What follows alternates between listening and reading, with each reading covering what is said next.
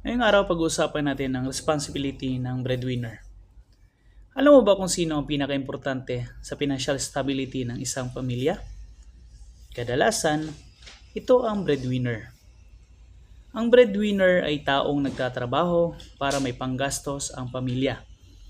Pagkain, bahay, edukasyon ng mga anak, at pang-araw-araw na pangangailangan. Pero may isang mahalagang tanong. Ano ang mangyayari sa pamilya kung biglaang mawala ang breadwinner?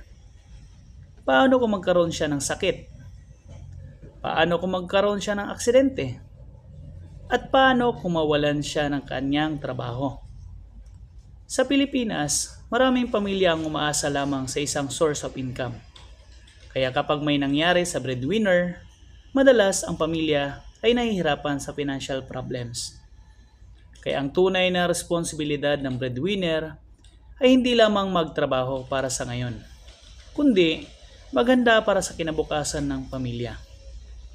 Ang tunay na nagmamahal sa pamilya ay hindi lang sa pagbibigay ng panggastos ngayon, kundi sa pagprotekta sa kanilang future kahit wala ka na. Tandaan natin, ang breadwinner ay hindi lang provider. Siya rin ang protector ng financial future ng pamilya.